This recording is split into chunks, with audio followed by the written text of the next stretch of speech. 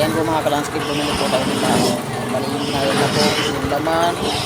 Nasa bumili na po tayo ng nyo. Kaya marami na ako po natin. Ayan na rin po mga kalanskip. Ayan, ginagamitan na yung jack, yung pagpiga ng nyog para ng piga po talaga. Ayan mga kalanskip, bumili na rin po tayo ng galunggong. May extra pa. Po mga kalanskip, prituin muna natin yung galunggong. Ayan po yung sasawag natin sa laing. Ayan, prituin muna natin mga kalanskip bago natin. Tapos yan mga kalanskip, iimayin po natin yung mga kalanskip ng maliliit. Yan po yung sasawag natin para sisiri namin yung ulam natin na laing recipe. So, kailangan yan mamaya mga kalanskip. Ayan na po mga kalanskip ng ricado, sibuyas, luya, and bawang. Ayan. Ayan na po mga kalanskip. Nailagyan na po natin yung mga ricado. Ayan. Bali, alu-aluin muna natin para very good yung linuluto natin na laing. Mga kalanskip, nailagyan na po natin yung paklang saka yung laman ng gabi kasi matagal po maluto yan. Ayan, kailangan palambutin po natin maigi yan bago natin ilalagay yung dahon. Ayan, sige po mga kalanskip kasi palambot-lambutin pa natin yung dahon ay yung yung paklang saka yung laman. Sige po mga kalanskip. Kalanskip, nilagay na po natin yung dahon. Maya-maya ilalagay na rin po natin yung kangang gata kasi yung po talaga nagpapasarap sa linuluto natin na laing naggulay. Ayan. Palambot-lambutin muna natin mga kalanskip yung dahon saka yung paklang saka yung laman. After po niyan, lalagay na po natin yung kangang gata para super yummy yung linuluto natin na gabi. Mga kalanskip, nailagay na po natin yung kangang gata. Yan po yung tinatawag na unang piga.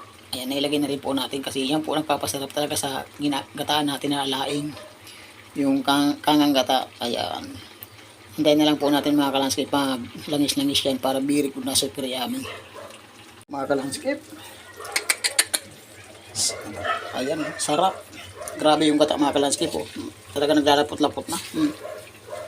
Super yummy talaga mga kalanskip yung luto natin na laing. Mapaparami na naman tayo ng kain nito. Tingnan nyo yung mga kalanskip. So, sarap.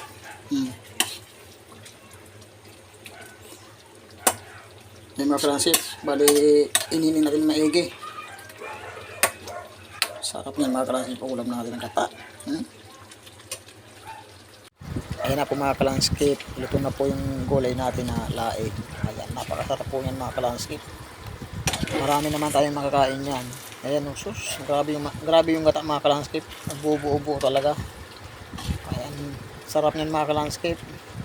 Super yummy. Ayan, oh. Ayan mga kalanskip, dito na po tayo sa bahay. Ayan, bali nagluto po tayo ng laing. Ayan, sino may gusto, bukas, dala na lang kayo ng kanin.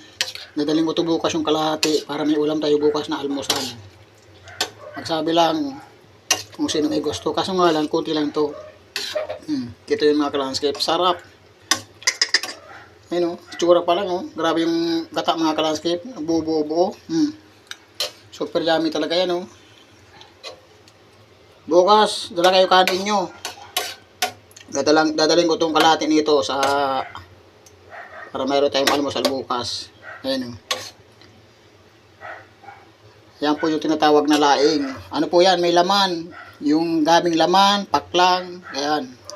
Super yummy mga kalanskip yung linuto natin na laing. Bali ngayon, nagpapapak na nga po ako eh. Pagkita ko lang po sa inyo yung pinapapak ko. Ito na po mga kalanskip po. Nagpapapak na tayo. Ayun o. Sarap.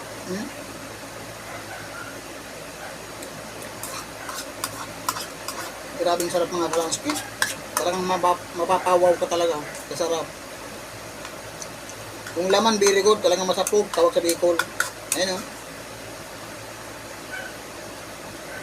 Maraming sarap. Bali, nilagyan ko rin ng 2 siling labuyo. Kita nyo naman mga kalanskip o. Talagang sarap talaga mga kalanskip. Kasi wala pang kanin. Kaya nagkapat muna tayo. Yan bukas, tala kayo kanin nyo. Bali, yung kalahati niyan, dadalhin ko sa bukas ng umaga para may almusal tayo. Mga pangalasais, magdala kayong kanin bukas. Magdadala ko ng ulam. Katang laing.